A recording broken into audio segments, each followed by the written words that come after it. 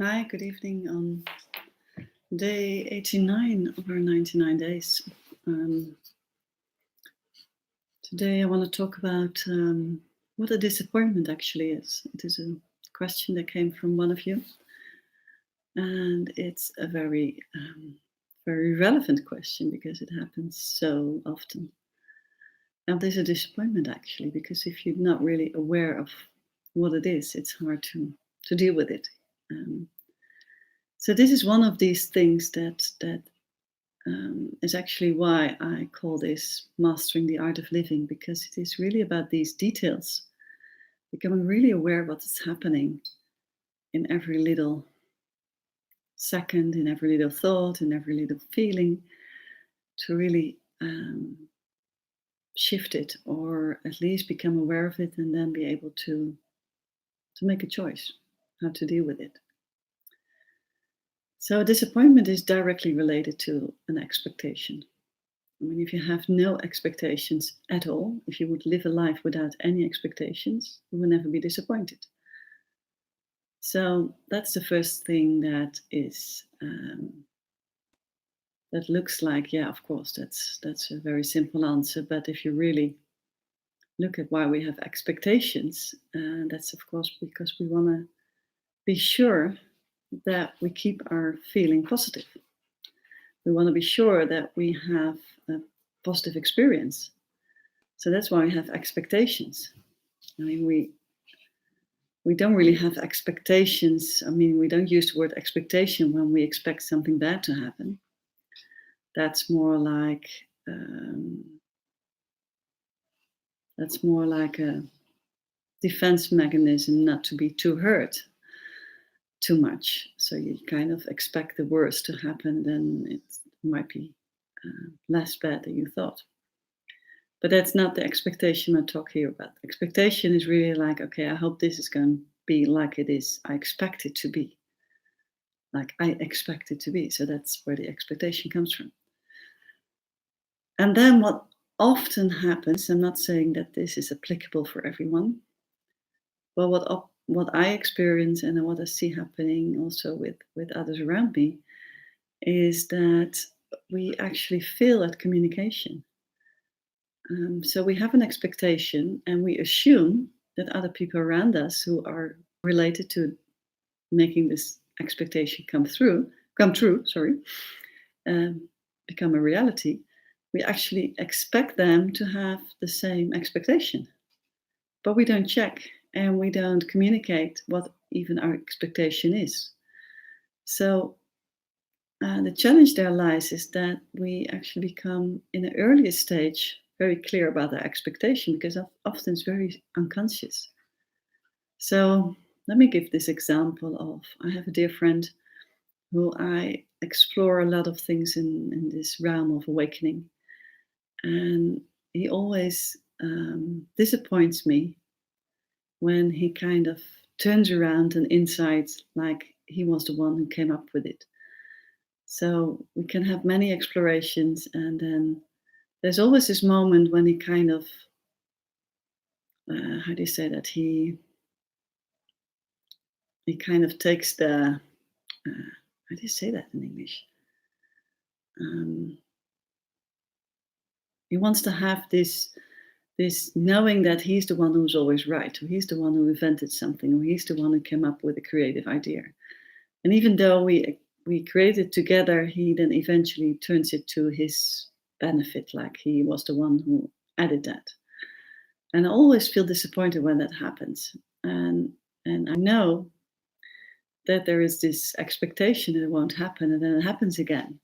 And I'm disappointed again. So I go into the same loop, and then we talk about it, and then it happens again. And somehow it still is um, an unspoken expectation because I could make it more explicit during the process what my contribution is, or it's the same as with this giving and taking type, or with this giving and getting type I talked about many sessions ago. So the persons who are most of the time giving have a lot of expectation that the other person on the other side expects have the same expectation as the giver. Whereas the person who's more like a getter or a taker, eh, that he or she doesn't wait for for the other person to fill in that expectation. He just going to get it. So he's sure that the outcome is right. So he just approaches things differently, more actively, more selfish, you could say, more self-centered. Like I need this, I want this, I'll make sure it's going to happen. So this feeling of disappointment happens, I think, way more often with people who are givers. And the givers then stay silent for too long or don't express themselves well enough. And then the disappointment comes when it turns out differently. That doesn't mean that it ends there. That doesn't mean that nothing is to be done then. Because still, when you feel this disappointment comes up, then it's really time to express yourself. And not in an anger way or frustrated way. I mean, not if that's not necessary in that moment, or not so intense in that moment, but more like even expressing the sentence like, "Oh, I'm really disappointed now," or "I feel really disappointed that this is happening." We often don't even express that. And the reason why we don't express those sensitive personal reactions is because we then are actually afraid of rejection. So a deeper layer around disappointment, besides the fact that we expect something, is also underneath that is we don't express ourselves because we fear rejection. And that's actually the core pain. That's the thing that we are avoiding. Because if we express ourselves, we might have the chance that we get rejected in the sense that someone else doesn't agree with our expectation. So then we end up still, we have actually two pains.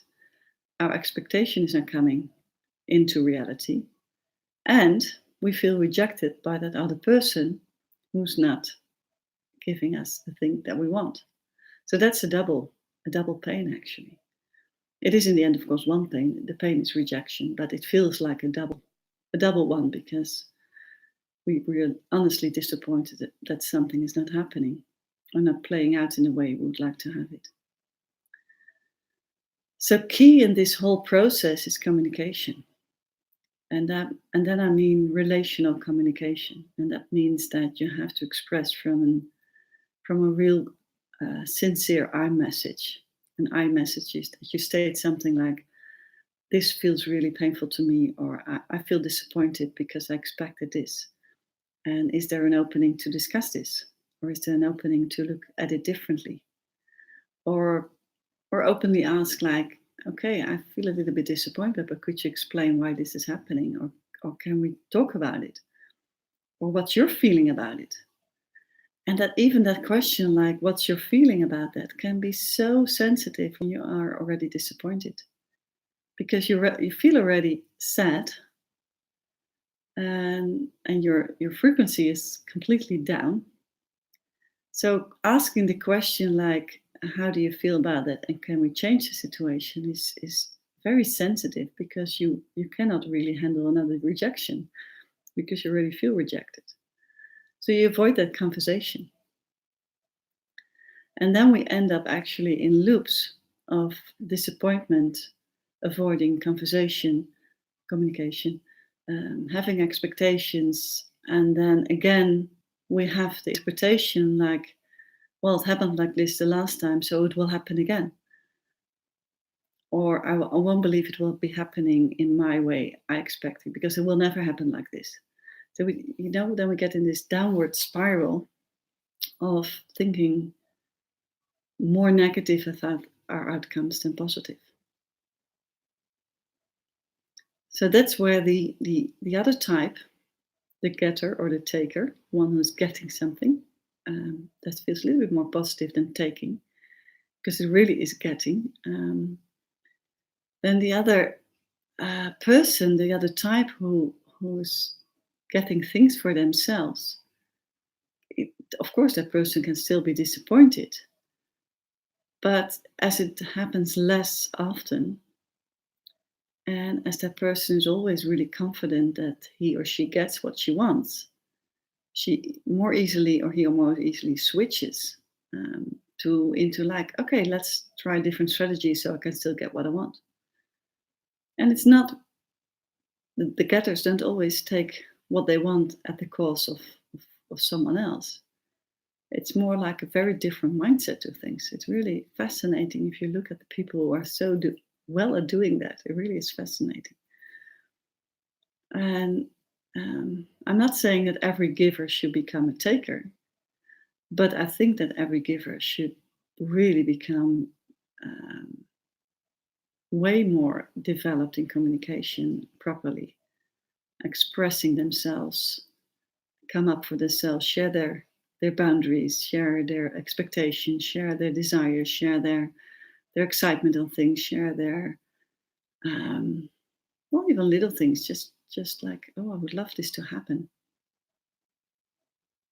Um, so just become more outgoing in that sense, outgoing about your feelings and about your desires. So the only way out of disappointment, and really is the best way out, is to open up the conversation, and especially if it's with close ones. It's scary as hell, but if you do it really in a very sincere way and try to start your sentence with everything with an I and then a sense of a feeling, not a sense of an opinion, but not, I think it should be done like this, but more like, to me, it feels like this would be really great if this would be happening, or I feel really um, very comfortable if we could solve it this way, or I would feel more happy if we could solve it this way. And how do you feel? So always ask something back to the other person so he or she gets a chance to share his or her ideas and feelings. So you need, for this openness in communication, you need, first of all, some courage to um, to trust that an open communication would help. And secondly, actually to be okay with rejection, because if you're okay with rejection, it doesn't really happen. Because you're not really rejected. You're only rejected because of you have made probably a lot of assumptions, or because you feel rejected because you don't feel seen for something that you expect the other to see you for. And sometimes the other just is a little bit, a little bit, how do you say that, clumsy, or not very empathic about the situation, and just thinks like, this doesn't really, he's not even sure whether it really cares what he decides or she decides. So he kind of like takes a big step and not really considering you in that emotion. So it takes courage to open up, really takes courage. And it doesn't really help when you're disappointed to just sit with it, because it really needs it really needs an openness, because you are only disappointed because of your expectation. So you need to share your expectation. And if you have done that before, you're still disappointed. So someone is ignoring your expectation, your desire. Well, then the conversation shifts a little, because then you can really say, well, I don't really like what's happening here. This is not what we discussed, and this is not what I like, how I express myself. So what's happening here? Why don't you consider my expectation here? So then I get a little bit more direct, actually. So it really depends on where you are in the communication previously, before disappointment appeared, and and and then pick up on that, in that process again, like, okay, what's happening here? Either I have to share more openly, or the other person is ignoring me, and I have to set my boundaries here. I have to share my wishes and my desires. And that's not selfish, but givers have to learn to get a little bit more selfish. selfish in a positive way, like more like express themselves, because actually the other people like that when you do that. They really it makes them feel more comfortable. You can even imagine.